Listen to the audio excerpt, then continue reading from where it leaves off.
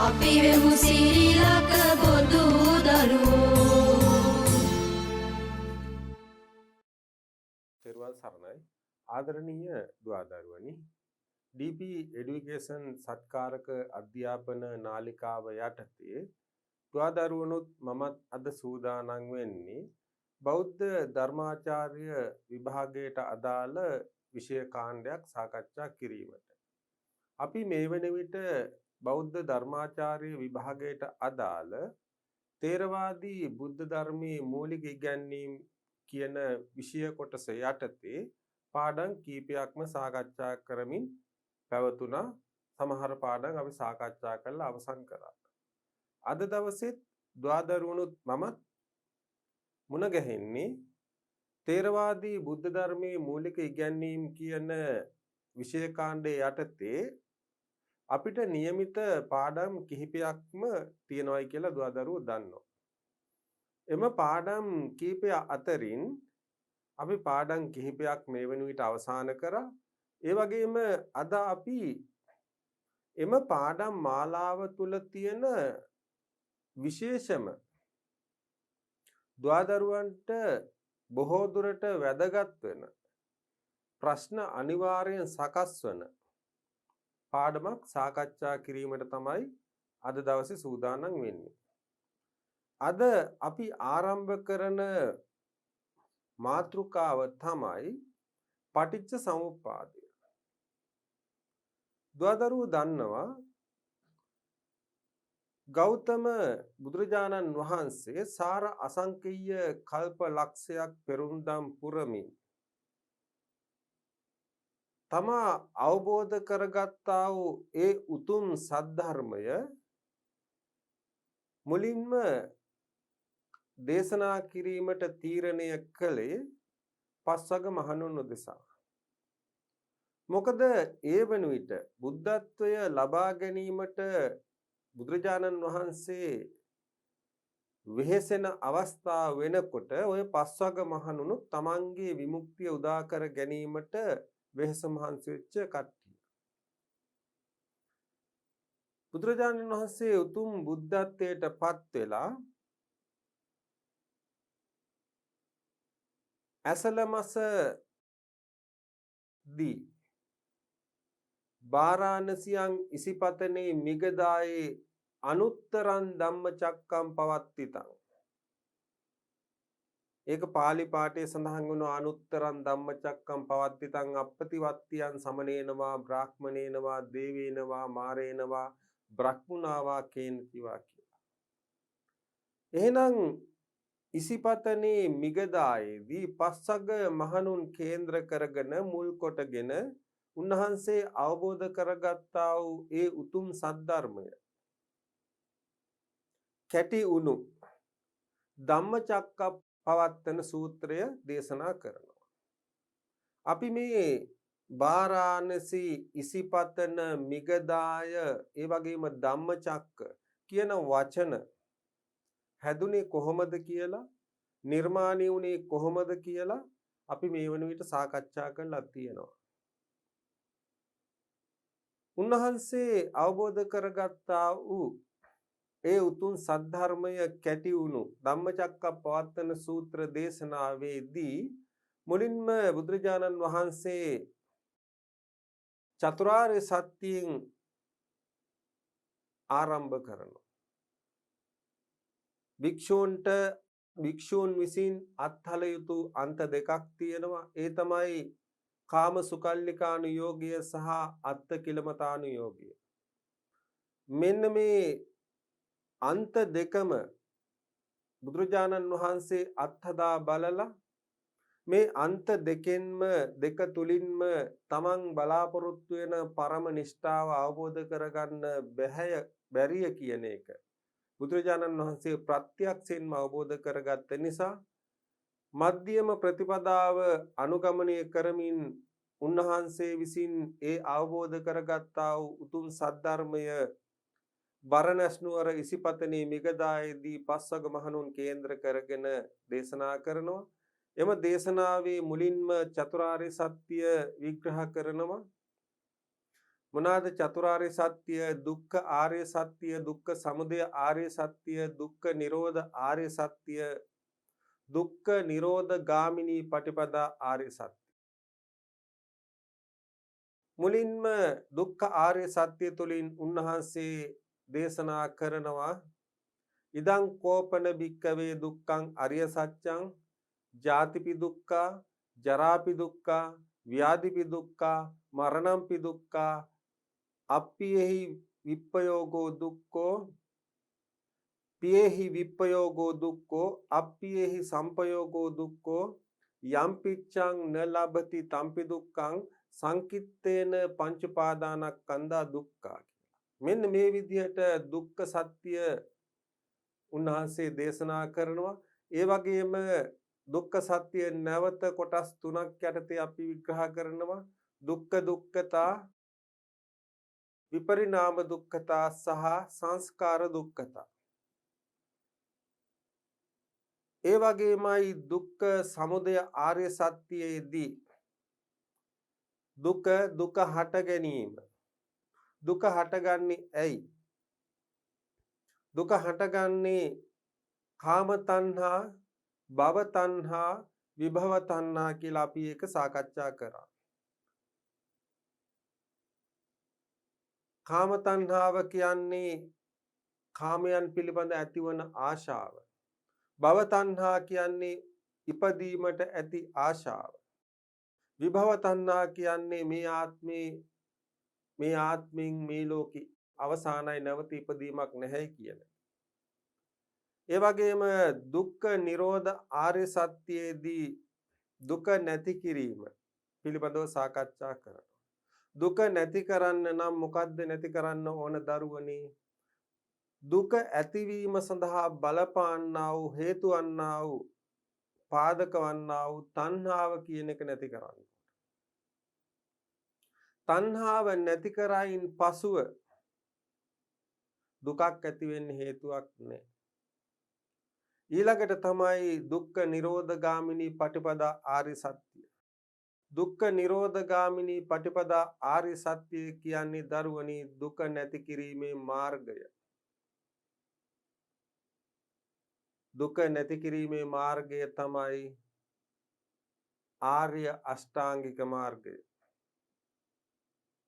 එහෙමනම් බුදුරජාණන් වහන්සේ විසින් මේ අවබෝධ කරගත්තා වූ උතුම් ආර්ය සත්‍යයට අදාළ පටිච්ච සමුප්පාදය පිළිබඳව තමයි අපි සාකච්ඡා කිරීමට බලාපොරොත්තු වෙන්නේ. දුවදරුවන්ට විශේෂයෙන්ම මතක් කරන්න ඕන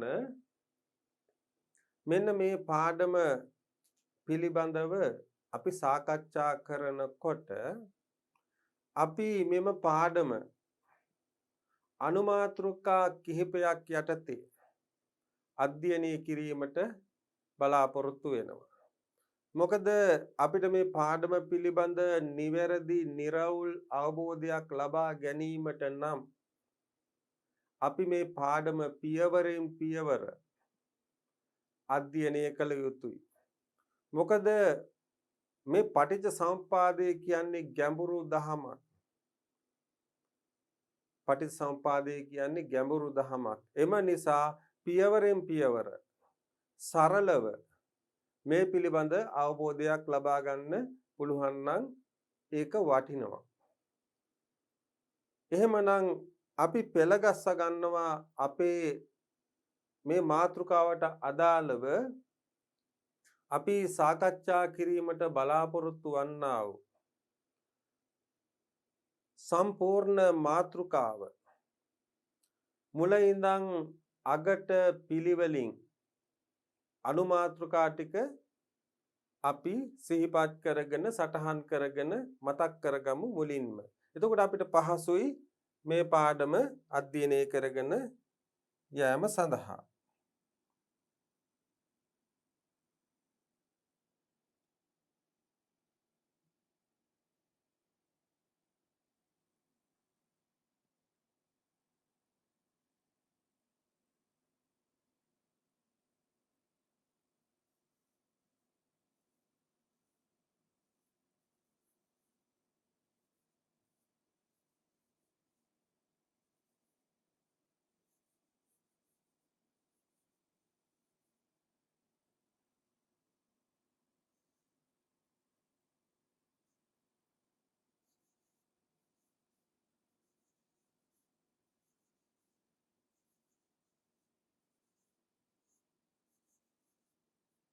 අපි මුලින්ම පටිච්ච සමුප්පාද ප්‍රවේශය ඒ කියන්නේ ආරම්භය ඊළඟට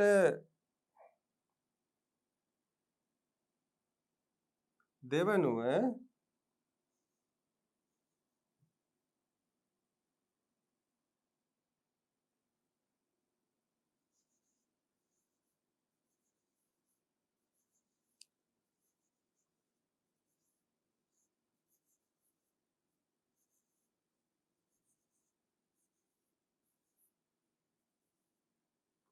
පටිච්චසමුප්පාද ධර්මයේ විශිෂ්ටත්වය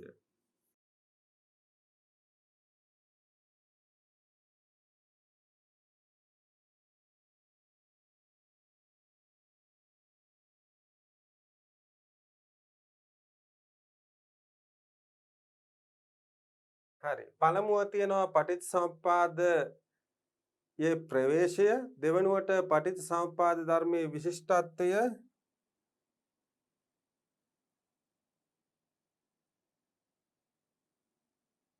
ඊළඟට පටිච්චසමුප්පාද ධර්මය හැඳින්වීම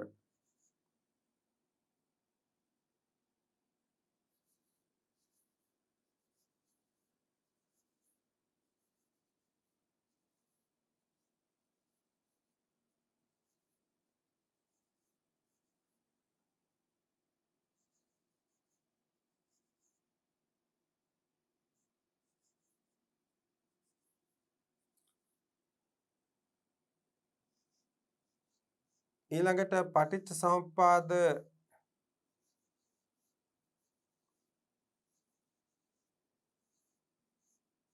පටිච්චසමුප්පාද ධර්මයේ අරමුණ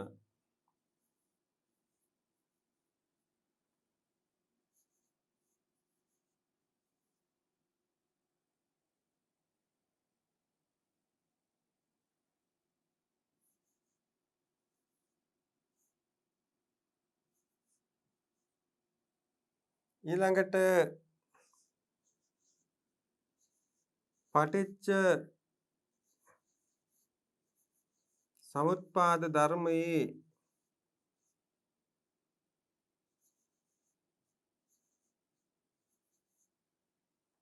පටිච්චසමුප්පාද ධර්මයේ ආගමික වැදගත්කම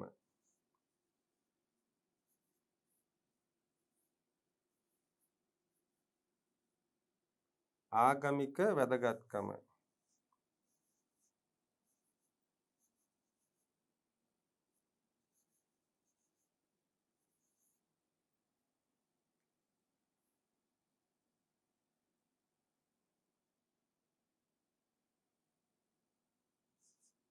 ඊළඟට බෞද්ධ සාපේක්ෂතාවාදය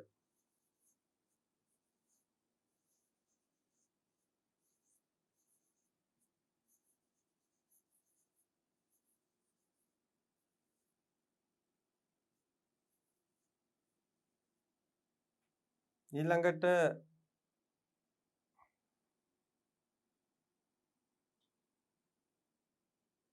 වෙනත් දේශනා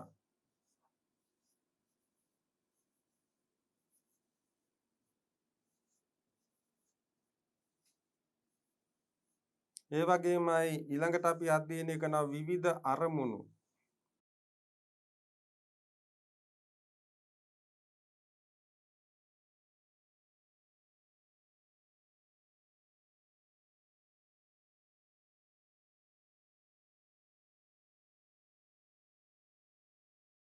ඊළඟට විමුක්ති මාර්ගය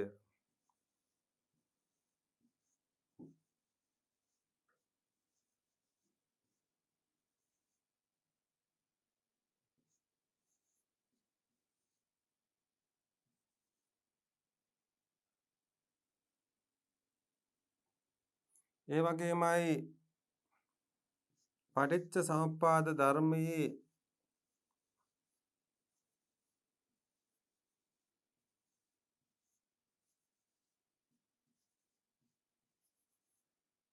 පටිච්ච සමුප්පාද ධර්මයේ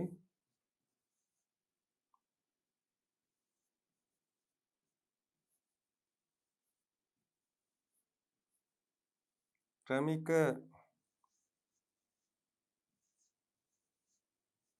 සංවර්ධනය හා සංඛ්‍යා විවිධත්වය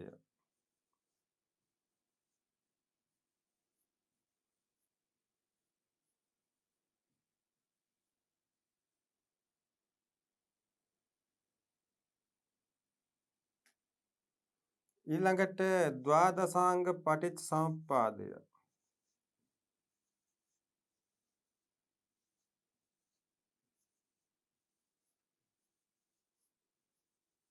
ද්වාදසාංග පටිච්චසමුප්පාදය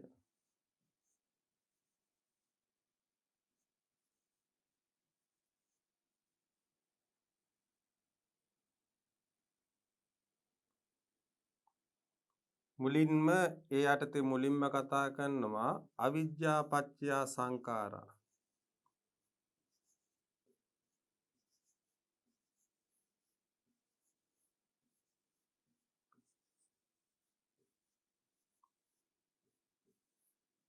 ඒ වගේමයි සංඛාර පත්‍ය විඥානං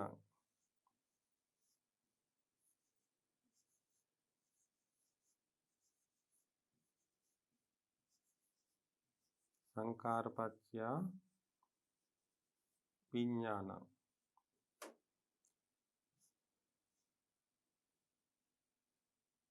ඒ වගේමයි ඊළඟට විඥාන පත්‍ය නාම රූපං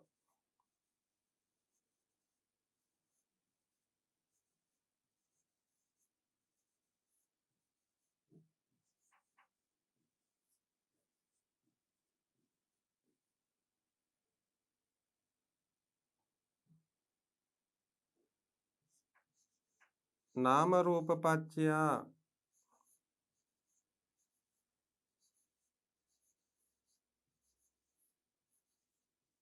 සලායතන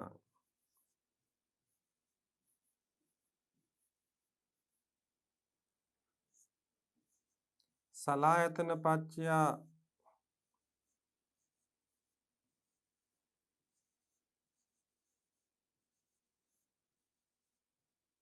පස්සෝ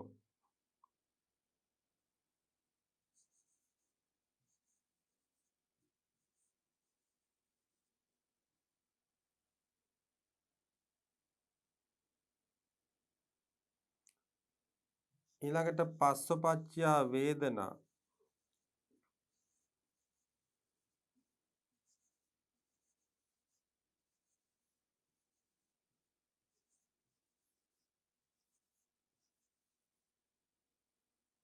වේදනා පත්‍ය තණ්හා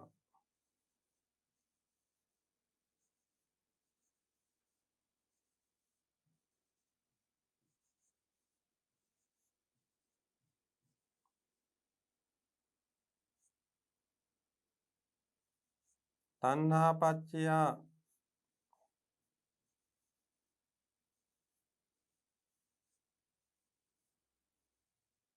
උපාදානං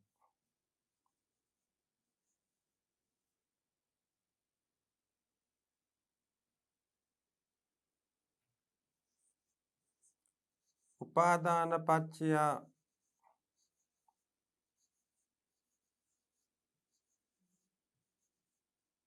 භවෝ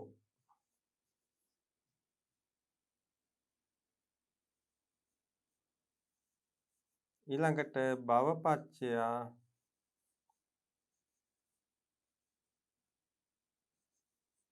ජාති ජරා මරණ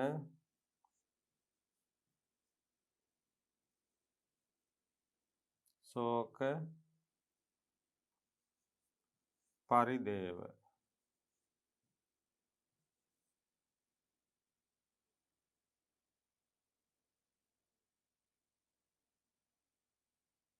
ඊළඟට දරුවනේ අපි සාකච්ඡා කරනවා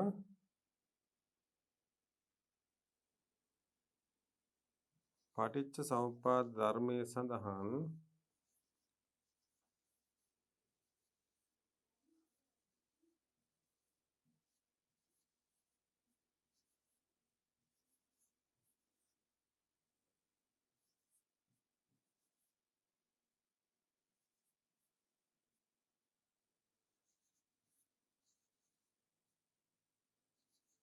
අන්තර්ගත ප්‍රධාන කරුණු.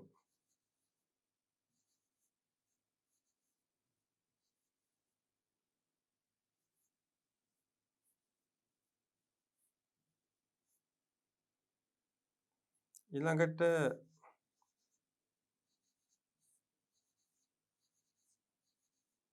අවිද්‍යාව මුල් වීම හා චක්‍රාකාර ප්‍රවැත්ම.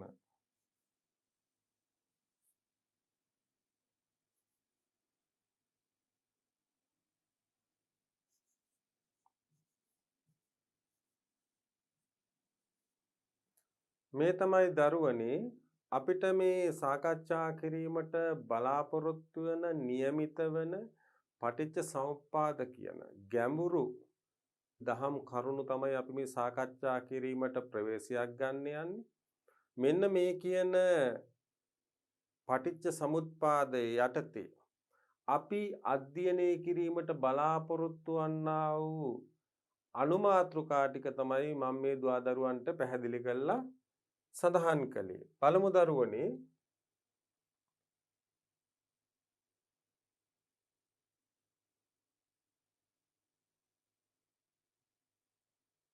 බලන්න පාඩමේ අනුමාත්‍රිකා. මෙන්න මේ මාතෘකා ටික තමයි මේ තුලින් අපි සාකච්ඡා කිරීමට බලාපොරොත්තු වෙන්නේ. මුලින්ම පටිච්ච සමුප්පාදයට ප්‍රවේශය මේ පාඩමට පටිච්චසමුප්පාදය කියන පාඩම අධ්‍යයනය කරන්න අපි ප්‍රවේශ වෙන්නේ කොහොමද? ඊළඟට පටිච්ච සමුප්පාද ධර්මයේ විශිෂ්ටත්වය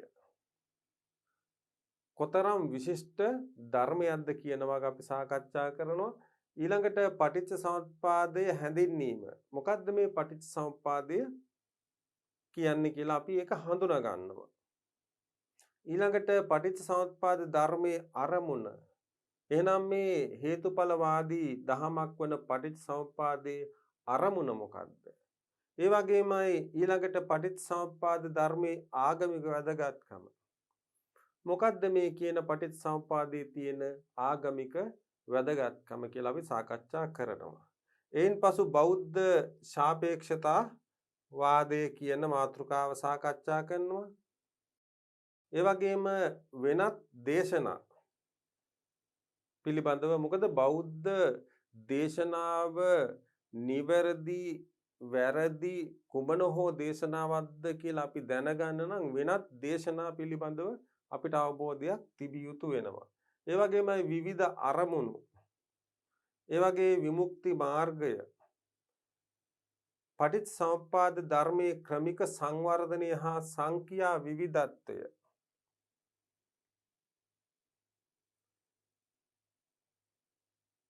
ඊට පස්සේ ද්වාදශාංග පටිච්ච සමුප්පාදය. මෙන්න මෙතනින් තමයි අපි කරුණු අවබෝධය ආරම්භ කරන්නේ. ද්වාදශාංග. ද්වාදශ අංග.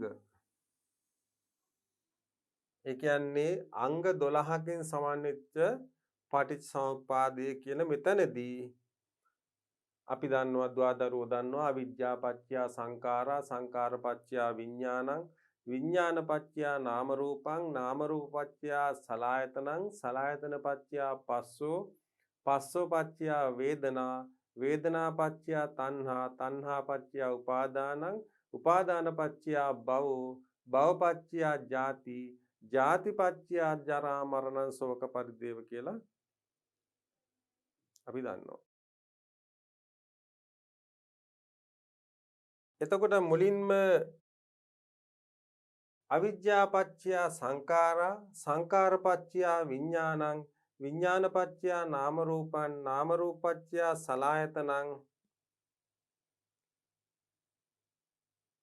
සලආයතන පත්‍ය පස්සෝ පස්සෝ පත්‍ය වේදනා වේදනා පත්‍ය තණ්හා තණ්හා පත්‍ය උපාදානං උපාදාන පත්‍ය භවෝ භව පත්‍ය ජාති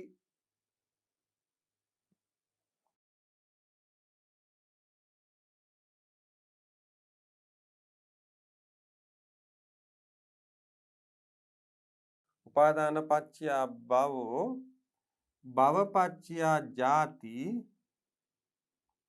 එන පොඩි නිවැරදි කිරීමක් කරමු. ඊට පස්සේ ජාතිපච්චය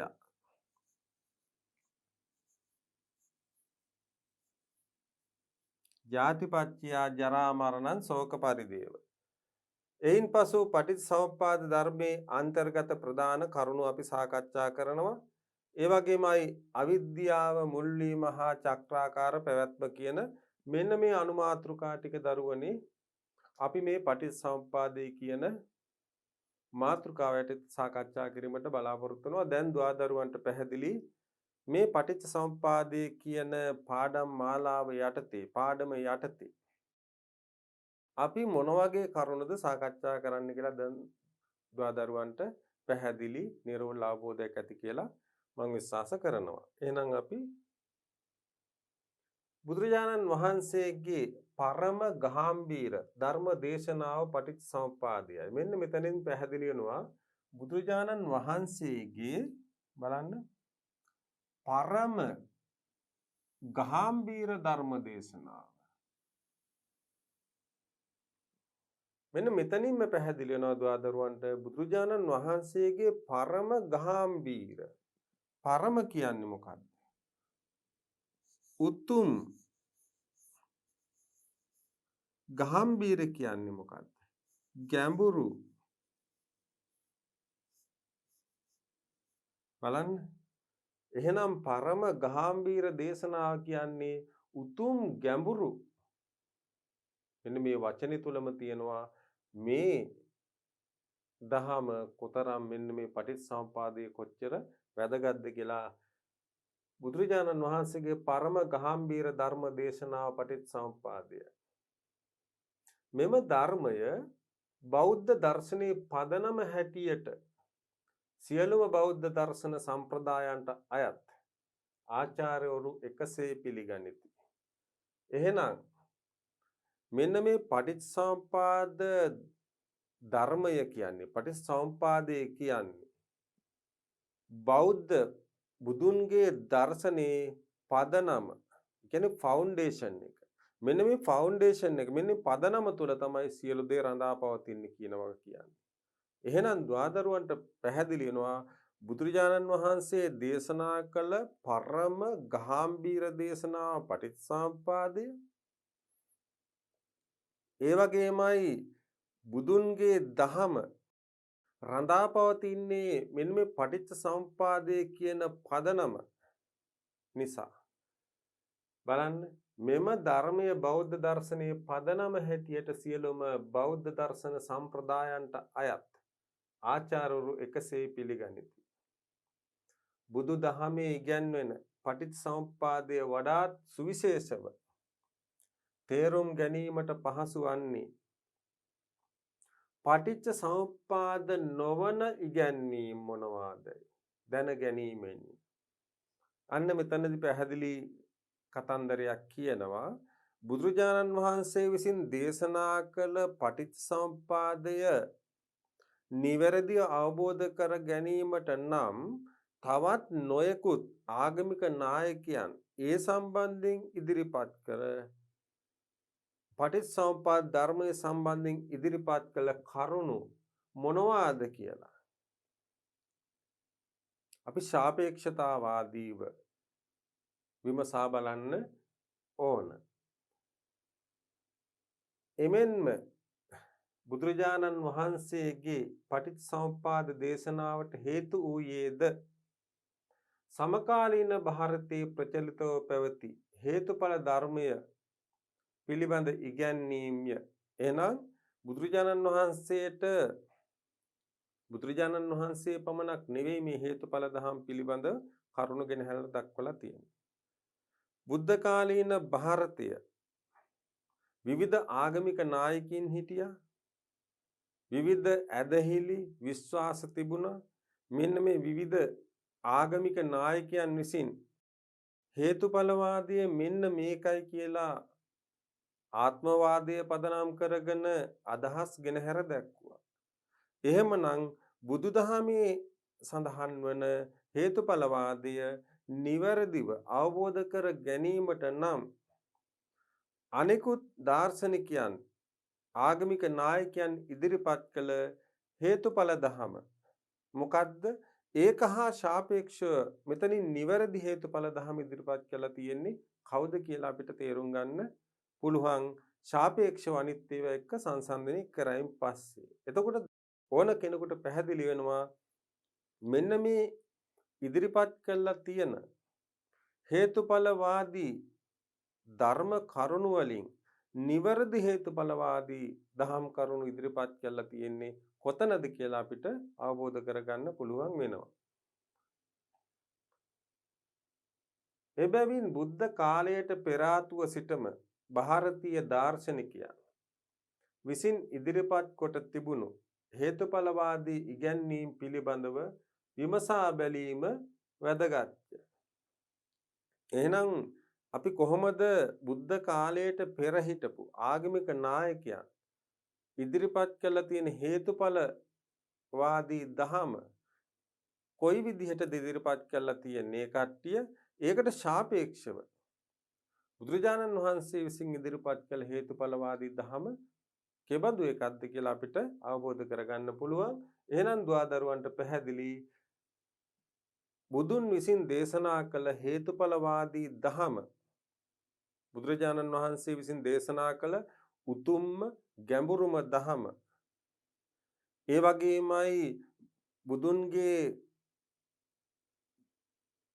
ආගම රඳාපවතින පදනම වෙච්ච බෞද්ධ දර්ශනයේ රඳාපවතින පදනම වෙච්ච මෙන්න මේ බුදුන් විසින් දේශනා කළ හේතුඵලවාදී දහම නිවැරදිව අවබෝධ කර ගැනීමට නම් දරුවනි ඊ බුද්ධ කාලයට පෙර සිට ආගමික නායකයන් ඉදිරිපත් කළ හේතුඵලවාදී ධර්ම කොහොමද විග්‍රහ කරලා තියෙන්නේ කියලා අපි බලමු. පෙළ දහමේ සඳහන් වන අන්දමට බුදුරජාණන් වහන්සේ එකල පැවති හේතුඵලවාදී ඉගැන්වීම් සතර ආකාරයකට බෙදා විවරණය කොට ඒවා ප්‍රතික්ෂේප කළහ. බුදුරජාණන් වහන්සේ අවීල කස්සපයන් සමග කරන ලද සාකච්ඡාවක් සංයුත්ත නිකායේ නිධාන සංයුත්තේ සඳහන් වේ. එහෙනම් මොකද්ද සඳහන් වෙන්නේ? පෙළ දහමෙහි සඳහන් වන ආකාරයට, ඒ කියන්නේ බුද්ධ ධර්මයේ සඳහන් වන ආකාරයට අර බුද්ධ කාලයට පෙර හිටපු ආගමික නායකයන් විසින් ඉදිරිපත් කරන ලද හේතුඵලවාදී දහම් කරුණු සියල්ලගෙන ඒවා කොටස් 4කට බෙදලා මේක මේ වගේ අදහසක්, මෙතන තියෙන මේ වගේ අදහසක්, මේන් කියන්නේ මේ වගේ අදහසක් කියලා කොටස් 4කට බෙදලා බුදුන් විසින් ඒ කොටස් 4ම ප්‍රතික්ෂේප කළා. ඒ බව සඳහන් වෙනවා බුදුන් වහන්සේ අචේල කස්සපයන් සමග කරන ලද සාකච්ඡාවක් සංයුත්ත නිකායේ නිදාන සංයුත්තේ සඳහන් වේ. මොකද්ද? එහි සඳහන් වන අන්දමට හේතුඵලවාදී ඉගැන්වීම් මූලික වශයෙන් කොටස් 4කට බෙදී අර ආගමික නායකයින් ඉදිරිපත් කළ හේතුඵලවාදී දහම් කොටස් 4කට වර්ග කරගන්නවා. මොනවාද ඒ කොටස් 4?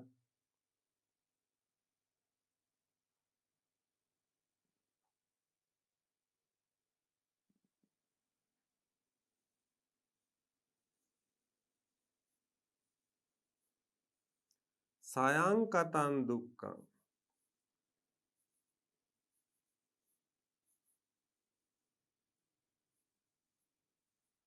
ඒ කියන්නේ සයංකතවාදය.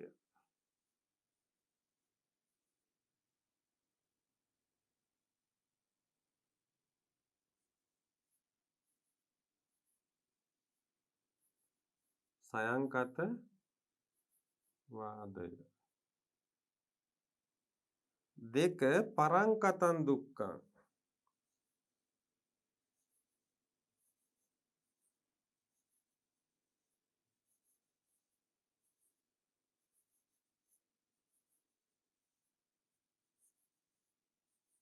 ඒ කියන්නේ පරංකතවාදය.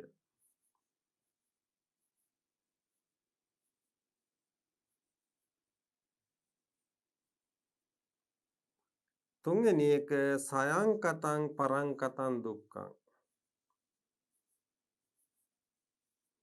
සයංකතං පරංකතං දුක්ඛං.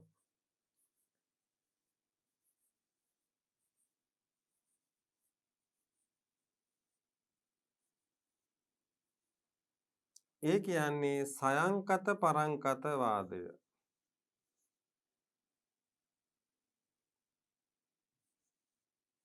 සයංකත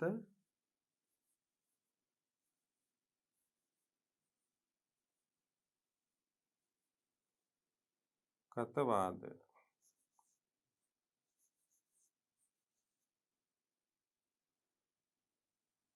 ඊළඟ එක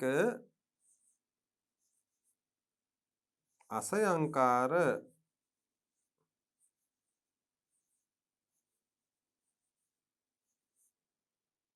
අපරංකාරං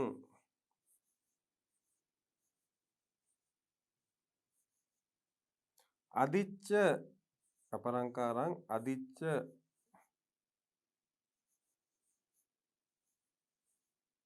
සමුපන්නං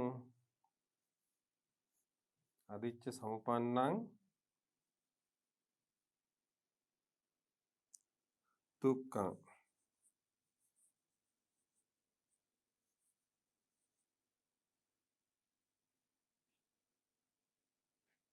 සමුපන්නං දුක්ඛං.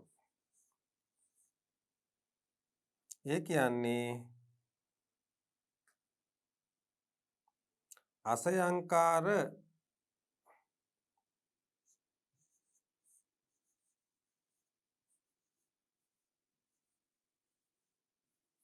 අපරංකාර වාදය.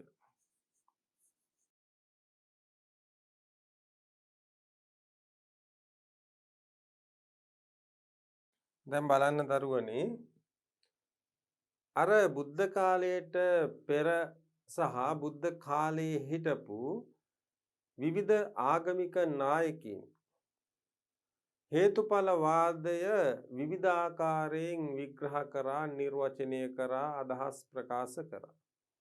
බුදුරජාණන් වහන්සේ ඒ හේතුඵලවාදී දහම සම්බන්ධයෙන් විවිධ ආගමික නායකින් ඉදිරිපත් කළ කරුණු කොටස් 4කට බෙදුවා. කොටස් 4කට බෙදලා මේ කොටස් 4ම බුදුන් ප්‍රතික්ෂේප කරා. කොහොමද බෙදන්නේ? සයංකතං දුක්ඛං සයංකතවාදය, පරංකතං දුක්ඛං පරංකතවාදය, ඒ වගේමයි සයංකතං පරංකතං දුක්ඛං. ඒ කියන්නේ සයංකත පරංකතවාදය. ඊළඟට අසයංකාරං අපරංකාරං අසයංකාරං අපරංකාරං අදිච්ච සමුප්පන්නං දුක්ඛං.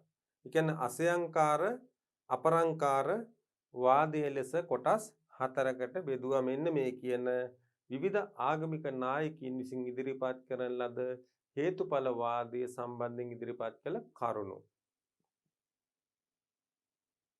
මෙන්න කියනවා සයංකත වාදය. දැන් අපි මේ අර විවිධ ආගමික නායකයින් හේතුඵල වාදයේ සම්බන්ධයෙන් විවිධ අදහස් ඉදිරිපත් කළා. බුදුරජාණන් වහන්සේ එම අදහස් ඒ සියලු අදහස් කොටස් 4කට බෙදලා ඒ කොටස් 4ම ප්‍රතික්ෂේප කරා. එහි එක කොටසක් තමයි ඒ බෙදපු එක ආකාරයක් තමයි සයංකත වාදය. හේතුව හා ඵලය අතර වෙනසක් දැක්විය නොහැකි වීම මෙහි ඇති විශේෂයයි. මෙන්න බලන්න දරුවනි. හේතුව හා ඵලය අතර වෙනසක් දැක්විය නොහැකි වීම මෙහි ඇති විශේෂයයි. හේතුවයි ඵලයයි අතර වෙනසක් දකින්න බැහැ. ආත්මවාදී සංකල්පයකට තුඩු දී සිටින්නකි. එහෙනම් මේ අදහස ආත්මවාදී. මෙය ප්‍රകൃතියෙන් පරිණාම වීමක් ගැන කියවෙන සාක්‍යයන්ගේ සත්කාර්යවාදයට සමානය. එහෙනම් මේ අදහස මොකටද සමාන? හේතුව හා ඵලය අතර වෙනසක් දැකිය නොහැකි වීම. හේතුව සහ ඵලය අතර වෙනසක් දකින්න බැරි වෙන එක තමයි මේ අදහස් වල ප්‍රධාන වෙන්නේ. එහෙනම් මේක ආත්මවාදී සංකල්පයකට තුඩු දෙනවා. ඒ වගේම ශාක්‍යයන්ගේ සත්කාර්යවාදයට සමානයි. ශාක්‍යයන්ගේ සත්කාර්යවාදයට සමානයි. හේතුව ඵලය බවට පරිණාම වීමක් ගැන සයංකතවාදයේ සඳහන් වන බැවිනි. මේ සයංකතවාදය කර්මවාදයට සම්බන්ධ කළහොත්, ඒ කියන්නේ මේ සයංකතවාදය කියන අදහස කර්මවාදයට සම්බන්ධ කළොත් මොකද්ද වෙන්නේ? කරන්නාම විපාක විදිය යුතුය. කියන සෝ කරෝති සෝ පටිසංවේදේති. ඒ කියන්නේ කරන කෙනාම විඳින්න ඕන. බුදුරජාණන් වහන්සේ මෙම වාදයත් ශාස්ත්‍රත දෘෂ්ටි වශයෙන් සලකා ප්‍රතික්ෂේප කළහ. එහෙනම් බුදුන් කියනවා මෙම වාදය ශාස්ත්‍රතවාදයට සමානයි. ඒක නිසා මේ වැදගත්කමක් නැහැ. හේතුව හා ඵලය අතර ඒකත්වයක් දැක්විය නොහැකි බව සඳහන් කළ බුදුරජාණන් වහන්සේ පටිච්ච සමුප්පන්නව සංසාර ප්‍රවෘත්තිය අර්ථවත් වන බව පෙන්වා දී ඇත. එහෙනම් අර විවිධ ආගමික නායකයින් විසින් ඉදිරිපත් කළ හේතුඵලවාදී එක්තරා ආකාරයක් තමයි මේ. එහෙනම් මේක අපි සරලව සටහන් කරගමු කොහොමද?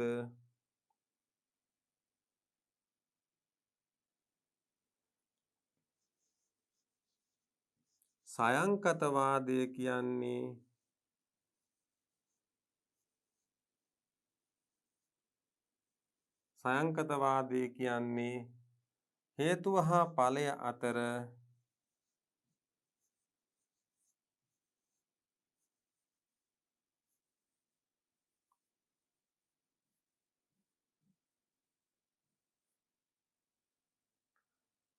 වෙනසක්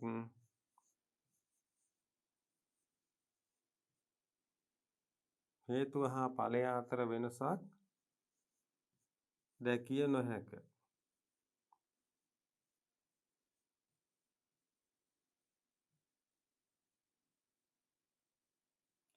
හේතුව හා ඵලය අතර වෙනසක් දැකිය නොහැකි. එහෙනම් සයංකතවාදී අනුව ඒ අදහස් ගොන්නට අයිති වෙන එක හේතුව හා ඵලය අතර වෙනසක් දකින්න බෑ. ඊළඟට තියෙනවා පරංකතවාදය. හේතුව එකකි, ඵලය අනිකකි. හේතුව හා ඵලය අතර සම්බන්ධයක් නැතයි ඉගන්වෙන්නේ පරංකතවාදය. මේ සත්කාර්යවාදයට ප්‍රතිපක්ෂ අනෙක් අන්තියයි. එහෙනම් සත්කාර්යවාදයට අර කලින් කියපු වාදයට විරුද්ධයි මේක. එහෙනම් ඒක සත්කාර්යවාදය නම් මේක අසත්කාර්යවාදයට අයිති වෙන්නේ. සත්කාර්යවාදයට ප්‍රතිපක්ෂ අනෙක් අන්තයයි. එහෙනම් මේක අසත්කාර්යවාදය යනුවෙන්ද මෙය හැඳින්විය හැකිය. ජෛන ග්‍රන්ථවල සඳහන් වන අන්දමට වාද පහක්ම මෙම පරංකතවාදයට ඇතුළත් වේ. මොනවාද මේ වාද පහ? 1.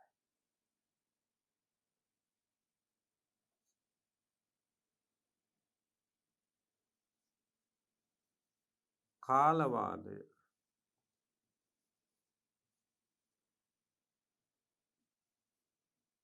මූල හේතුව කාලයයි සැලකීම.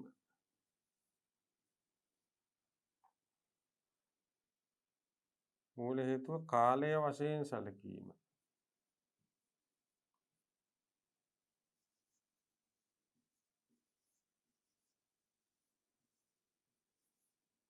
2.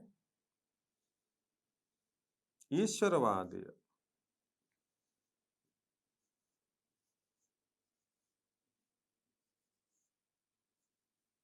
එහිදී මූල හේතුව ඊශ්වරයයි සැලකීම.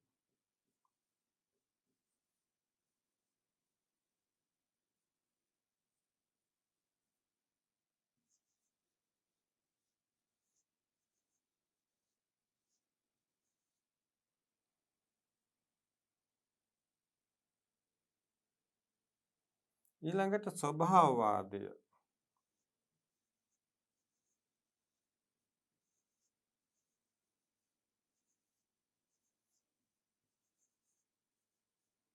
මූල හේතුව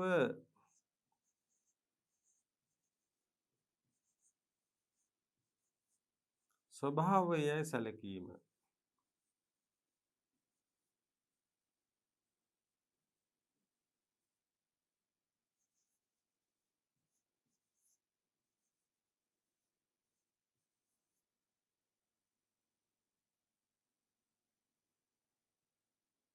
ඊළඟ එක කර්මවාදය.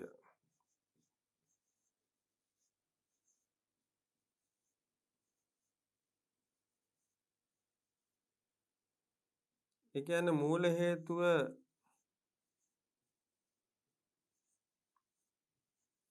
කර්මයයි සැලකීම.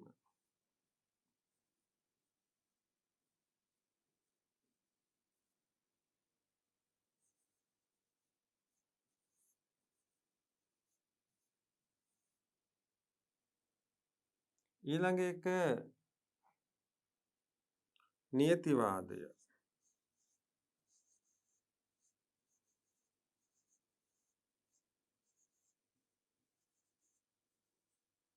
ඒ කියන්නේ මූල හේතුව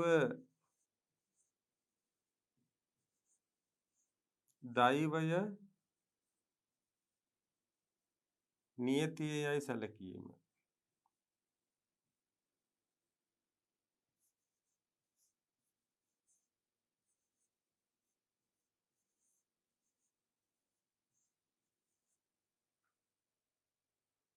බලන්න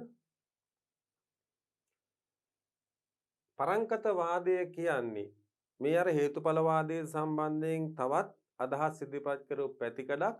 පරංකතවාදය කියන්නේ හේතුව එකක් ඵලය එකක්. හේතුව හා ඵලය අතර සම්බන්ධයක් නැහැ. ඉගැන්වෙන්නේ පරංකතවාදයෙන්. මේ සත්කාර්යවාදයට අර කලින් කතා කරපු සත්කාර්යවාදයට ප්‍රතිපක්ෂ අදහසක් නිසා මේක අපිට හඳුන්වන්න පුළුවන් අසත්කාර්යවාදය කියලා. ජෛන ග්‍රන්ථවල සඳහන් වන අන්දමට වාද පහක්ම මේ පරංකතවාදයට ඇතුළත් වේ. එහෙනම් පරංකතවාදයට වාද පහක් ඇතුළත් වෙනවා ජෛන ග්‍රන්ථවලට අනුව. කාලවාදය. කාලවාදය කියන්නේ මූල හේතුව කාලයේ වශයෙන් සැලකීම. කාලවාදී කියන්නේ මූලික හේතුව කාලයේ වශයෙන් සැලකීම. දෙක ඊශ්වරවාදය. මූලික හේතුව ඊශ්වරයායයි සැලකීම. ඊළඟට ස්වභාවවාදය. මූල හේතුව ස්වභාවයයි සැලකීම. ඊට පස්සේ කර්මවාදය. මූල හේතුව කර්මයයි සැලකීම. නියතිවාදය. මූල හේතුව දෛවය හේවත් නියතියයි සැලකීම. මෙන්න මේ විදිහට ජෛන ග්‍රන්ථවල සඳහන් වෙනවා පරංකත වාද පහක්. ඒ පහ තමයි මේ සඳහන් වෙන්නේ. ඊළඟට මේ මතය අතාර්කික බව. මේක තාර්කික අදහසක් නෙමෙයි කියලා දේශනා කරන බුදුරජාණන් වහන්සේ පෙන්වා දුන්නා. හේතුව හා ඵලය අතර සම්බන්ධයක් නැත්නම් සමානකමක් නැත්නම් ඕනෑම දෙයකින් ඕනෑම දෙයක් ඇතිවිය හැකිය. මීට තල ඇට වලින් කොහොඹ තෙල් ගත හැකි විය යුතුය. එහෙනම් මේක හරිනම් කොයි වගේද? මේක හරියට තල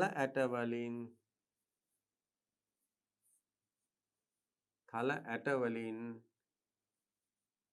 කොහොඹ තෙල් ගැනීමක් වගේ.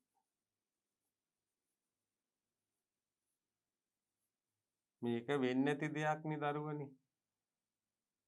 එතන සඳහන් කරනවා එහෙමනම් මොකද්ද මේ පරංකතවාදය කියලා අපි කෙටියෙන් සඳහන් කරොත් පරංකතවාදය කියන්නේ හේතුව හා ඵලය අතර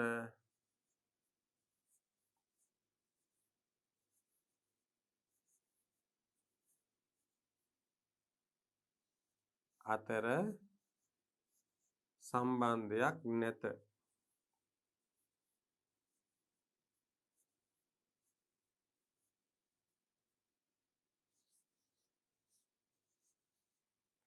මේක සරලව විග්‍රහ කරගන්න පුළුවන් මෙහෙම පරංකතවාදය කියන්නේ දරුවනේ හේතු හා ඵලය අතර සම්බන්ධයක් නැහැ කියන වාදය. ඊළඟට තියෙනවා සයන්කත පරංකතවාදය. දැන් අපි සයන්කතවාදය මුලින්ම සාකච්ඡා කරා. ඊළඟට සාකච්ඡා කරා පරංකතවාදය. මේ ඒ දෙකේම සංකලනයක් සයන්කත පරංකතවාදය. කලින් සඳහන් කළ සයන්කත සහ පරංකත වාද දෙකේ මිශ්‍රණයක් ලෙස මේ හැඳින්විය හැකිය. හේතුවත් ඵලයත් එකකි. එමෙන්ම දෙකකි. හේතුඵල අතර සම්බන්ධයක් ඇත්තාක් මෙන්ම නැත්තේද වේ. අන්ත දෙකක් එකට සම්බන්ධ කොටගෙන ඇති බැවින් මෙය උභයතාවාදය. උභයතාවාදය. මොකද සයන්කත පරංකත දෙකේම එකතුවකින්නේ. සයන්කත පරංකත දෙකේම එකතුවක් කියන මේක උභයතාවාදයේ ලෙස හැඳින්විය හැකිය. කලින් සඳහන් කළ සයන්කත පරංකත යන වාද දෙකෙහිම පැවති දුබලතා මෙම වාදයේහිද ඇති බැවින් මෙයද බුදුරජාණන් වහන්සේ ප්‍රතික්ෂේප කළහ. එහෙනම් සයන්කතවාදී බුදුරජාණන් වහන්සේ ප්‍රතික්ෂේප කළා. පරංකතවාදී බුදුරජාණන් වහන්සේ ප්‍රතික්ෂේප කළා. ඒ වගේමයි මේ දෙකේම සංකලනයෙන් සකස් වුණු සයන්කත පරංකතවාදය. ඒ වාදෙත් බුදුරජාණන් වහන්සේ ප්‍රතික්ෂේප කළා. එහෙනම් කලින් සඳහන් කළ සයන්කත සහ පරංකත වාද දෙකේ මිශ්‍රණය ලෙස මෙය හැඳින්විය හැකිය. බලන්න හේතුවත් ඵලයත් එකකි.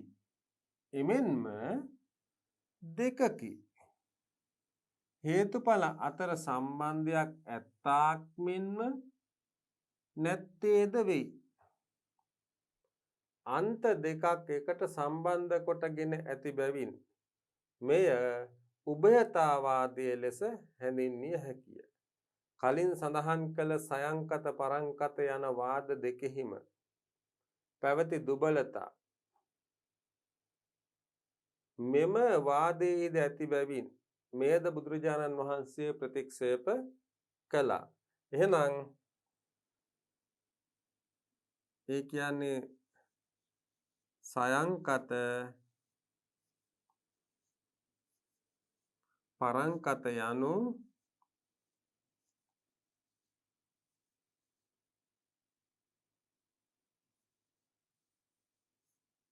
හේතුඵල අතර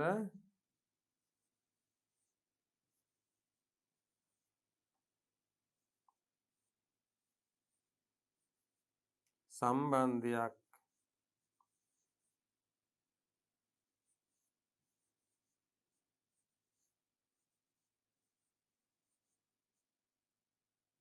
ඇත්තාක් මෙන්ම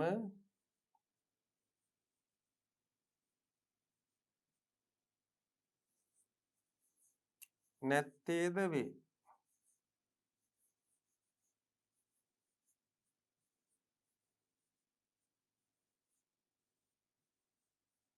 බලන්න අර අදහස් දෙකමනේ සයන්කතවාදය පරංකතවාදය මේක ඇවිල්ලා සයන්කත පරංකතවාදය. එහෙනම් හේතුඵල අතර සම්බන්ධයක් ඇත්තාක් මෙන්ම නැත්තේද වේ. එහෙනම් ඒ දෙකටම අතරමැදි තත්ත්වයක් නම් මේක හඳුන්වනවා උභයතාවාදය කියලා.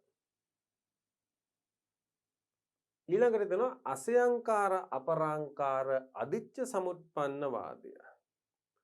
අසයංකාර අපරංකාර අදිච්ච සමුපන්න වාදය. මේ මතයට අනුව දුක ආකස්මික වේ කියන්නේ ඉබේම සිදුවන්නකි. හේතුඵල සම්බන්ධයකින් තොරවම සියල්ල සිදුවන බව මේ මතයෙන් ප්‍රකාශ වේ. මේ මතය දැරූ භෞතිකවාදීහු බුද්ධ කාලීන ಭಾರತයේ විසූහ. ඒ අතර ෂට් ශාස්ත්‍රරුන් අතර එන මක්කලි ගෝසාලද මෙවැනි දෘෂ්ටියක් ගත් ශාස්ත්‍රවරයෙකු හැටියට හැඳින්විය හැකිය. එහෙනම් මෙතනදී කියන්නේ අසයංකාර අපරංකාර අදිච්ච සමුපන්න වාදය කියන්නේ මේ දුක ආකස්මිකව සිදුවන්න එක. ඒ කියන්නේ දුක කියන එක හේතුඵලවාදීව සිද්ධ වෙන දෙයක් නෙමෙයි. දුක කියන්නේ ඉබේම සිදුවන දෙයක්. මේ මතය දරූ භෞතිකවාදීහු මෙන්න මේ මතය දරූ භෞතිකවාදීන් ಭಾರತයේ හිටියා. අපි දන්නවා සත් ශාස්ත්‍රවරු. කවුද සත් ශාස්ත්‍රවරුන් දරුවනේ? පූර්ණකාශ්‍යප, මක්කලි ගෝසාල, සංජය බෙල්ලට්ටි පුත්ත, නිගණ්ඨනාත පුත්ත, අජිත කේසකම්බලි, පකුද කච්චායන. පූර්ණකාශ්‍යප, මක්කලි ගෝසාල, සංජය බෙල්ලට්ටි පුත්ත, නිගණ්ඨනාත පුත්ත, අජිත කේසකම්බලි සහ පකුද කච්චායනා කියන අය අතරින් මෙන්න මේ මතය දරපු භෞතිකවාදියෙක් වන මග්ගලි ගෝසාල. මෙන්න මේ අදහස දරපු එක තමයි මග්ගලි ගෝසාල. එහෙනම් මේකෙන් කියන්නේ මොකද්ද? අසයංකාර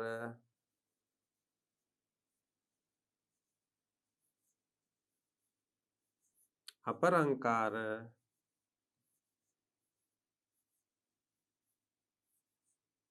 අදිච්ච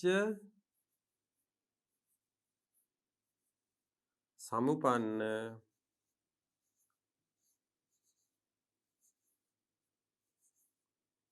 වාදය. එහි අදහස තමයි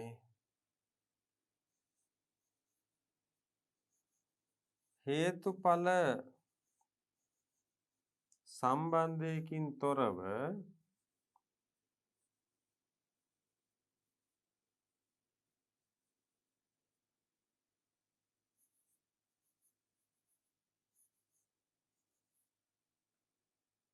සියල්ල සිදුවන බව.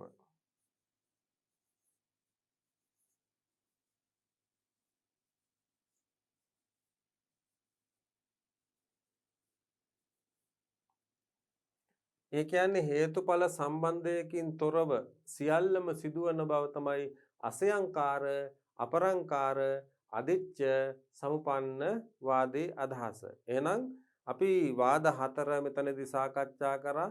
බුදුරජාණන් වහන්සේ විසින් විවිධ ආගමික නායකයන් හේතුඵලවාදය සම්බන්ධයෙන් ඉදිරිපත් කරන ලද සියලුම අදහස් කොටස් හතරක් යටතේ අරගෙන එම කොටස් හතරම උන්වහන්සේ ප්‍රතික්ෂේප කරා. ඒ කොටස් හතර වර්ග හතරකට බෙදුවයි කියලා හිතමුකෝ. ඒ වර්ග හතර තමයි සයංකතවාදය, පරංකතවාදය, සයංකත පරංකතවාදය, අසයංකාර අපරංකාර අදිච්ච සමුප්පන්නවාදය. මෙන්න මේ කියන වර්ග හතරට බෙදලා මෙන්න මේ වර්ග ආකාර හතරේම වර්ග බුදුරජාණන් වහන්සේ ප්‍රතික්ෂේප කළා. එහෙනම් දැන් ද්වාදරුවන්ට මතකයි බොහෝ දුරට ද්වාදරුවනි ප්‍රශ්න සකස් වෙන්න ආකාර. බුද්ධ කාලීන ಭಾರತයේ විවිධ ආගමික නායකයින් හේතුඵලවාදය සම්බන්ධයෙන් ඉදිරිපත් කළ විවිධ අදහස් බුදුන් වර්ග හතරක් යටතේ ගෙන එය ප්‍රතික්ෂේප කරන ලදී. එම හේතුඵලවාදී අදහස් පැහැදිලි කරන්න කියලා අපිට ප්‍රශ්නය සකස් වෙන්න පුළුවන්. නමුත් අපි අවබෝධ කරගන්නත් ඕන අන්න විවිධ ආගමික නායකයන් විසින් ඉදිරිපත් කරන ලද හේතුඵලවාදී අදහස් වර්ග 4ක් යටතේ කොටස් කළා. ඒ වර්ග 4 මොනවාද? සයංකතවාදය, පරංකතවාදය, සයංකත පරංකතවාදය, අසයංකාරං, අපරංකාරං, අදිච්ච සමුප්පන්නං දුක්ඛං කියලානේ කියන්නේ. මෙන්න මේ කොටස් 4. සත්වයාගේ කෙලෙසීමට හේතුවක් හෝ ප්‍රත්‍යක් නැත. හේතුවක් හෝ ප්‍රත්‍යක් නොමැතිව සත්වයෝ ඉබේම සත්වයෝ කෙලෙසිති. එසේම සත්වයන්ගේ පිරිසුදු වීමටද හේතුවක් ප්‍රත්‍යක් නැත. හේතුවක් ප්‍රත්‍යක් නොමැතිව සත්වයෝ කෙලෙසිති. එසේම සත්වයන්ගේ පිරිසුදු වීමටද හේතුවක් හෝ ප්‍රත්‍යක් නැත. හේතුවක් ප්‍රත්‍යක් නැතිව ඉබේම සත්වයෝ පිරිසිදු වෙති. මේ බව සඳහන් වෙන්නේ දීඝනිකාය සාමාන්‍ය ඵල සූත්‍රයේ. මේක කියන්නේ දරුවනි හේතු ප්‍රත්‍යක් නැතිව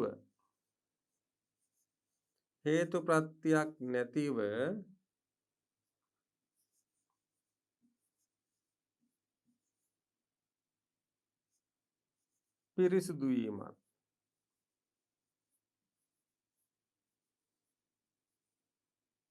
ඒ වගේමයි හේතු ප්‍රත්‍යක් නැතිව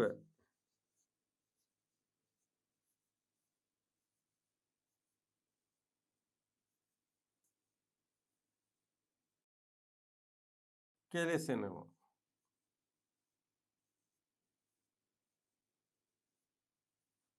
එහෙමනම් සත්‍යයන්ගේ පිරිසිදු බව සඳහා කිසිදු හේතුපත්‍යක් බලපාන්නේ නැහැ. ඒ වගේමයි සත්‍යයන්ගේ කෙලෙසීම සඳහා කිසිදු හේතුප්‍රත්‍යක් බලපාන්නේ නැහැ කියන කතාව තමයි මෙතනදී කියන්නේ. මෙතන කියනවා සත්‍යයන්ගේ කෙලෙසීමට හේතුවක් හෝ ප්‍රත්‍යක් නැත. හේතුවක් හෝ ප්‍රත්‍යක් නොමැතිව ඉබේම සත්වයෝ කෙලෙසෙති. එසේම සත්වයන්ගේ පිරිසිදු වීමටද හේතුවක් හෝ ප්‍රත්‍යක් නැත. හේතු ප්‍රත්‍යක් නොමැතිව ඉබේම සත්වයෝ කෙලෙසෙති. එසේම සත්වයන්ගේ පිරිසිදු වීමටද හේතුවක් හෝ ප්‍රත්‍යක් නැත. හේතු ප්‍රත්‍යක් නොමැතිව ඉබේම සත්වයෝ පිරිසිදු වෙති. දීඝනිකායේ සාමාන්‍ය ඵල සූත්‍රයේ සඳහන් වන දෙය. සජීවී හා අජීවී ලෝකයේ විවිධාකාරෝ ක්‍රියාකාරීත්වයන් ඇතිවන්නේ කෙසේද යන්න ආගමේ සහ දර්ශනයේ ප්‍රමුඛ ගැටලුවකි. ප්‍රාග් බෞද්ධ සහ බුද්ධ කාලීන දාර්ශනිකයෝත් ශාස්ත්‍රවරුත් මේ පිළිබඳව විවිධ විචිත්‍ර මතවාදයන් ඉදිරිපත් කළහ.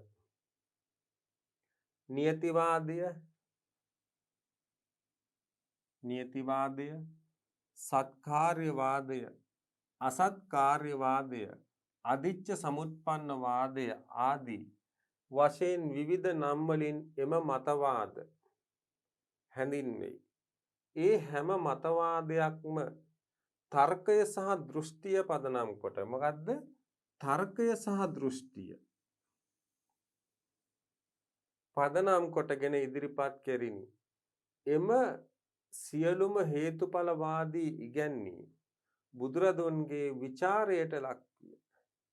අපි දන්නවා බුදුරජාණන් වහන්සේ වෙනත් ආගම්වල තිබුණ යහපත් සාධනීය දේවල් බුදුරජාණන් වහන්සේ හොඳයි කියලා වර්ණනාවට ලක් වුණා. අපි දන්නවා සත්ත අපරිහානීය ධර්ම, ලිච්ඡවි රජදරුවන්ගේ සත්ත අපරිහානීය ධර්ම බුදුරජාණන් වහන්සේ අනුමත කරා. ඒ වගේමයි ජනතාවට වැඩක් නොවන අහිතකර ලෙස බලපාන සමහර කරුණු බුද්ධහම තුල ਵਿਚාරයට ලක් වුණා.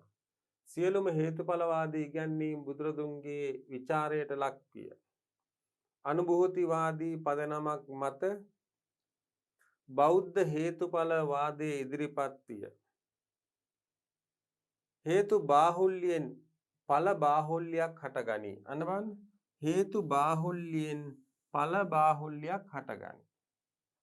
යන්න පදනම් කොටගත් ඉදප්පච්චේතාව හෙවත් පටිච්ච සමුප්පාද දේශනාව. ඉදප්පච්චේතාව පටිච්ච සමුප්පාද දේශනාව එම විශිෂ්ට බෞද්ධ සිද්ධාන්තය වශයෙන් හැඳින්විය හැකිය. අට කතාවන්හි අනේක පච්චය භාව යනුවෙන්ද මෙම ධර්මය හඳුන්වා ඇත. කොහොමද අට කතාවල හඳුන්වන්නේ? අනේක පච්චය භාව. දැන් දරුවන්ට තව පැහැදිලි කරගන්න අපි මේ නැවත පොඩ්ඩක් බලමු. සජීවී හා අජීවී ලෝකයේ විවිධාකාර වූ ක්‍රියාකාරීත්වයන් ඇතිවන්නේ කෙසේද යන්න. බලන්න, සජීවී හා අජීවී ලෝකයේ විවිධාකාර වූ ක්‍රියාකාරීත්වයන් ඇතිවන්නේ කෙසේද යන්න ආගමේ සහ දර්ශනයේ ප්‍රමුඛ ගැටලුවක්. මේ දේ සිද්ධ වෙන්නේ කොහොමද?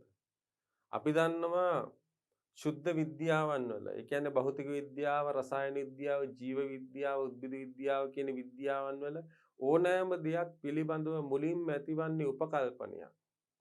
උපකල්පනයේ දරුවනේ අවසානට ගෙනියන්න ඕන නිගමනය දක්වා. උපකල්පනයේ ඉඳන් නිගමනය දක්වා යන මැද ක්‍රියාවලියක් තියෙනවා. පරීක්ෂණ, සම්පරීක්ෂණ, නිරීක්ෂණ. අන්න ඒ වගේ ජීවි අජීවි ලෝකයේ විවිධාකාර ක්‍රියාකාරීත්වයන් ඇතිවන්නේ කෙසේද යන්න ආගමීය සහ දර්ශනීය ප්‍රමුඛ ගැටලුවක්. ප්‍රාග් බෞද්ධ සහ බුද්ධ කාලීන දාර්ශනිකයොත් ශාස්ත්‍රවරුත් මේ පිළිබඳව විවිධ විචිත්‍ර මතවාදයන් ඉදිරිපත් කරලා තියෙනවා. ඒ තමයි නියතිවාදය, සත්කාර්යවාදය, අසත්කාර්යවාදය, අදිච්ච සමුප්පන්නවාදය.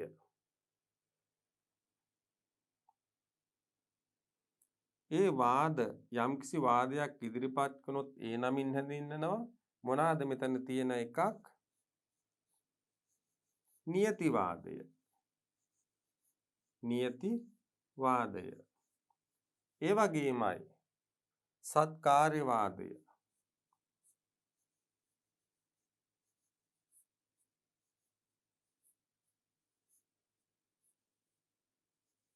සත්කාර්යවාදය. ඒ වගේමයි අසත්කාර්යවාදය. අසත්කාර්යවාදය.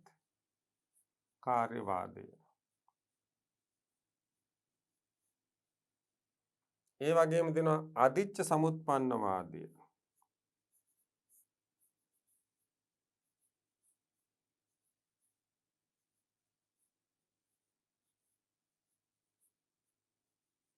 මොනවාද? අදිච්ච සමුප්පන්න වාදය. දුවදරුවන් දන්නවනේ සමහර වාද තියෙනවා. ලිබරල් වාදය, පැසිස්ට් වාදය, මාක්ස් වාදය, ප්‍රජාතන්ත්‍ර වාදය. ඒ වගේම තමයි මෙතන දෙනවා නියතිවාදය, සත්කාර්යවාදය, අසත්කාර්යවාදය සහ අදිච්ච සමුප්පන්න වාදය ආදී වශයෙන් විවිධ නම් වලින් එම මතවාද හැඳින්වෙනවා. එහෙනම් මේ තියෙන්නේ මේවට කියනවා අපි මොනවාද? මතවාද.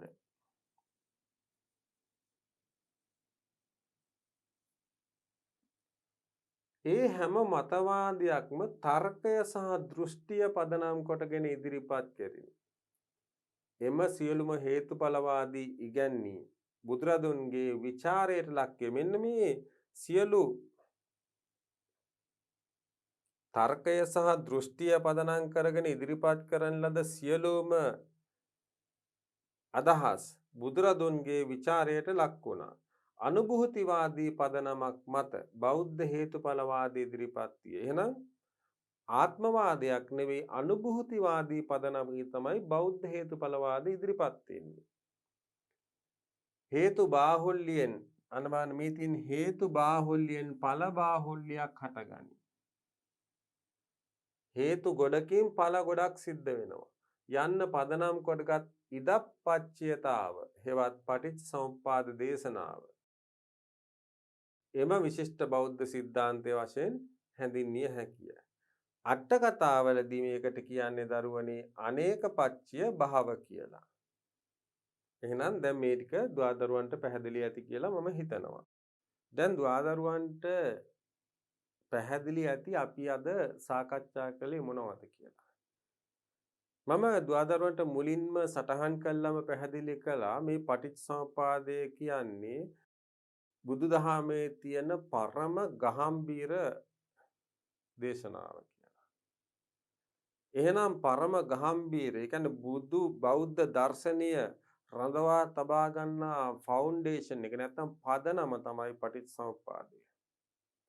මෙන්න මේ දහම පිළිබඳව මෙන්න මේ කියන බෞද්ධ පටිච්චසමුප්පාදයේ පිළිබඳ නිවැරදි අවබෝධයක් දැනුමක් ලබා ගැනීමට නම් බුද්ධ කාලීන ಭಾರತයේ සහ ඊට පෙර සිටි ආගමික ශාස්ත්‍රවරුන් මෙන්න මේ කියන පටිච්චසමුප්පාද දේශනාව සම්බන්ධයෙන්, ඒ කියන්නේ පටිච්චසමුපාදයේ සම්බන්ධයෙන්, හේතුඵලවාදයේ සම්බන්ධයෙන් කුමන අදහස්ද ඉදිරිපත් කළේ කියලා අපි ඉගෙනගෙන තියෙන්න ඕන. එම අදහස් වලට සාපේක්ෂව බෞද්ධ දේශනාවේ සඳහන් පටිච්චසමුපාදයේ හේතුඵලවාදය අපිට අවබෝධ කරගන්න පුළුවන් වෙනවා. ඒ අනුව අද අපි සාකච්ඡා කරා දරුවනේ විවිධ ආගමික නායකයින් විසින්, විවිධ ආගමික චින්තකයින් විසින් විග්‍රහ කළ හේතුඵලවාදී සියලු හේතුඵලවාදී දහම් කරුණු බුදුරජාණන් වහන්සේ කොටස් 4කට බෙදුවා. වර්ග 4කට බෙදුවා. ඒ තමයි සයංකතවාදය, පරංකතවාදය, සයංකත පරංකතවාදය හා අසයංකාර අපරංකාර අදිච්ච සමුප්පන්න වාදය. දැන් අපි අවසානයේදී මෙන්න මේ කියපු අර කොටස් 4කට බෙදපු කරුණු කොහොමද සරලව පොඩි සටහනකින් පැහැදිලි කරගමු.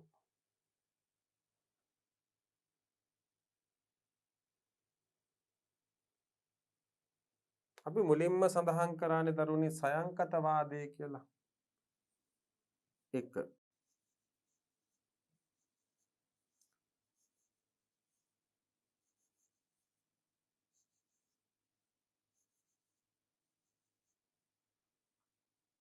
ඒකට කියනවා සත්කාර්යවාදය කියලා.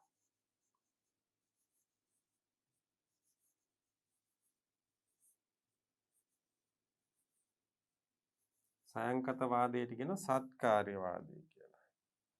ඒකේ හේතුව තමයි හේතුව හා මේන් කියවෙනවා හේතුව හා ඵලය අතර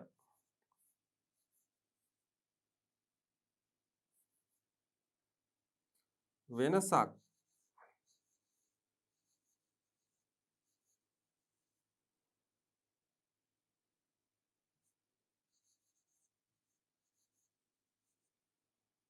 හේතුව හා ඵලය අතර වෙනසක් දැක්විය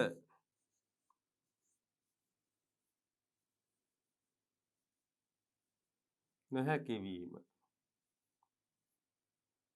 එහෙනම් මුල්ම අදහස් ගොනුව තමයි සයංකතවාදය. ඒ කියන්නේ මේකට කියන සත්කාර්යවාදය කියලා. ඒ කියන්නේ හේතුව හා ඵලය අතර වෙනසක් දැකිය නොහැකි බව. ඊළඟට දෙවනුව ගත්ත අපි පරංකතවාදය.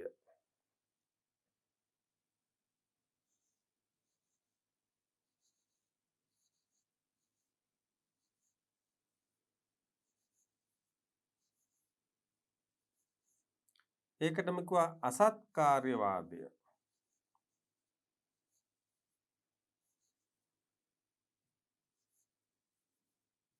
අසත්කාර්යවාදය.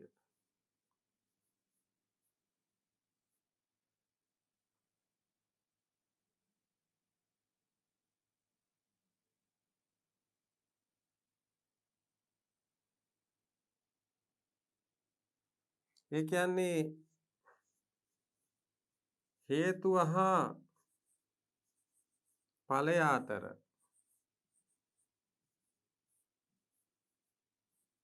සම්බන්ධයක්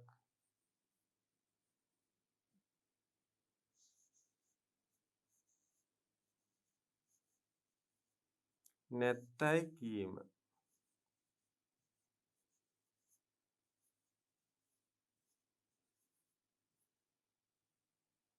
ඊළඟට සයංකත පරංකත වාදය.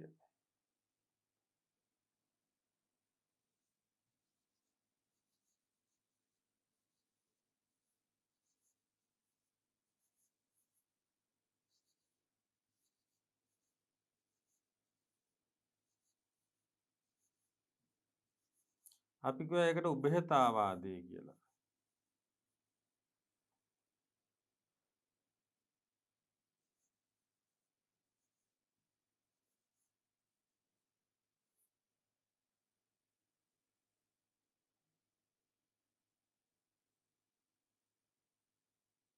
ඒ කියන්නේ හේතුව හා ඵලය අතර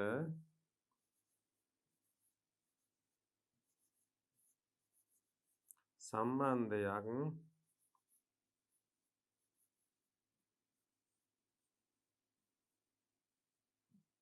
ඇත්තේ මෙන්ම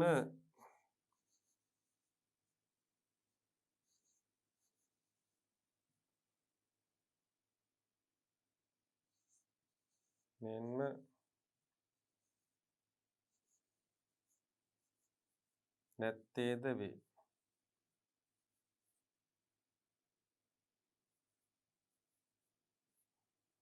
ඊළඟට අසයංකාර අපරංකාර වාදය.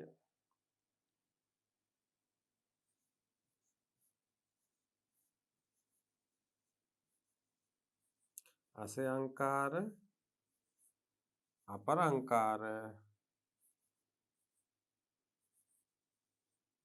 අදිච්ච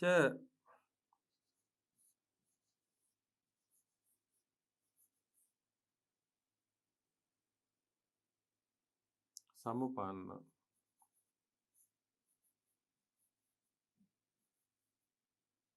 ඒ කියන්නේ හේතුවකින්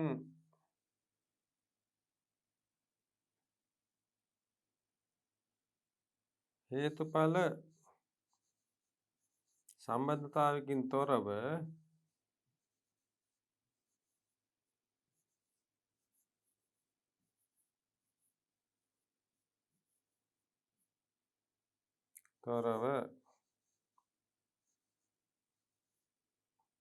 සියල්ල සිදුවන බව.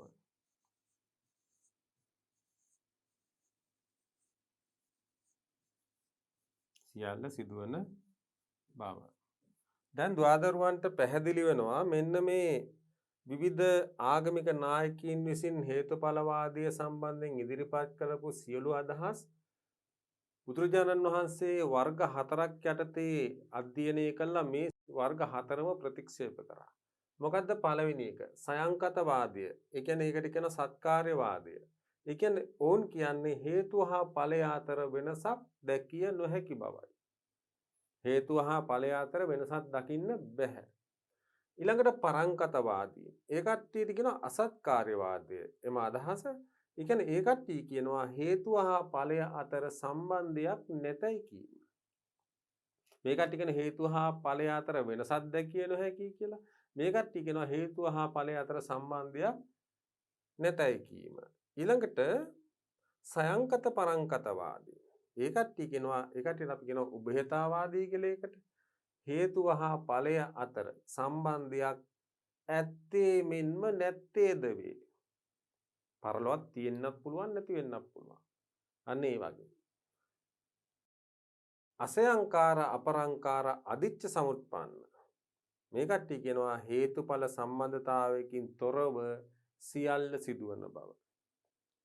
එහෙනම් දූ දරුවනි අද පටිච්චසමුප්පාදය කියන වැදගත් මාතෘකාවට ප්‍රවේශයක් ගනිමින් අද අපි සාකච්ඡා කරා විවිධ ආගමික නායකයින් චින්තකයින් දාර්ශනිකයින් හේතුඵලවාදය සම්බන්ධයෙන් ඉදිරිපත් කළා තියෙන සියලුම කරුණු කොටස් 4ක් යටතේ බුදුදහම අධ්‍යයනයට ලක් කරා. අධ්‍යයනයට ලක් කරලා එම කොටස් 4ම බුදුදහම විසින් ප්‍රතික්ෂේප කරා. අන්න ඒ කියපු හේතුඵලවාදයේ සම්බන්ධයෙන් ඉදිරිපත් කළ සියලුම අදහස් වර්ග කර කොටස් 4 තමයි මේ අපි සාකච්ඡා කළේ. ඉදිරියේදී අපි බලාපොරොත්තු වෙනවා එන්නේ ඒ කරුණ වලට සාපේක්ෂව බුදුදහම ඉදිරිපත් කරන ලද ඒ පරම ගහම්බීර වූ හේතුඵලවාදය කුමක්දයි කියලා සාකච්ඡා කිරීමට. එහෙමනම් දුවා දරුවනි අදට નિયમિત පාඩම් මාලාව මෙතකින් අවසන් කරනවා. නැවත මේ පාඩමේම අලුත් අධ්‍යයනකින් අපි මුණ ගැහෙමු. එතෙක් සියලු දුවා දරුවන්ට තෙරුවන් සරණයි. සබ්බ දානං ධම්ම දානං ජිනාති. සියලු දානයන්ට වඩා ධර්ම දානය උතුම් වන්නේය යන උතුම් බුදු වදන පසක් කරමින් දහම් පාසල් අධ්‍යාපනය ලබන සුවහසක් දුවා දරුවන්ගේ දහම් ඇස විවර කරමින් සම්බුද්ධ ශාසනයේ චිරස්ථිතිය උදෙසා ධම්මික පෙරේරා ෆ්‍රැසිලා පෙරේරා පදනම මගින් සිදු කෙරෙන මහඟු සමාජ සත්කාරයයි අපි වෙමු ටීපී සීලක දහම් පාසල් අධ්‍යාපනය.